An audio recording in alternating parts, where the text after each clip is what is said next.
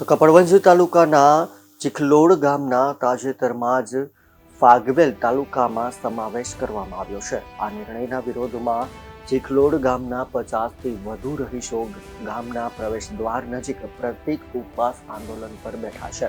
ગ્રામજનોની માંગ છે કે જ્યાં સુધી ચીખલોડ ગામનો ફરીથી કપડવંજ તાલુકામાં સમાવેશ કરવામાં નહીં આવે ત્યાં સુધી તેઓ આંદોલન યથાવત રાખશે। તેઓએ જણાવ્યું કે સામાજિક, આર્થિક, શૈક્ષણિક અને આરોગ્ય જેવી સુવિધાઓ માટે કપડવંજ નજીક પડે છે।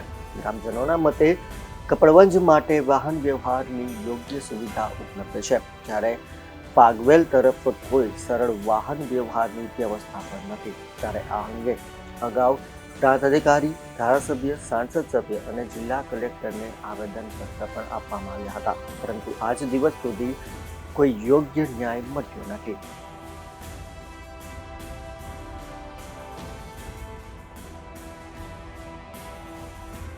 ધરણા પ્રદર્શન કાર્યક્રમ રાખવાનો એ હેતુ છે કે અમારું ગામ કપડવંજ તાલુકામાં હતું। સરકાર દ્વારા નવા રચિત ફાગવેલ તાલુકાની રચના થઈ, જે અમને અગવડ ભર્યું છે। અમારો બધો વ્યવહાર સામાજિક રીતે, શૈક્ષણિક રીતે, આર્થિક રીતે સૌ વ્યવહાર અમારો કપડવંજ ખાતે છે।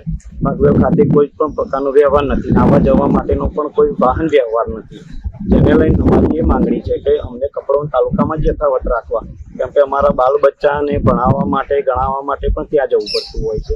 જેને લઈને અમારી માંગણીની આવેદનપત્રો પણ અમે સરકારશ્રીમાં ઘણું રજૂ કર્યા, પરંતુ કોઈ અમને હજી સુધી ન્યાય મળેલ નથી।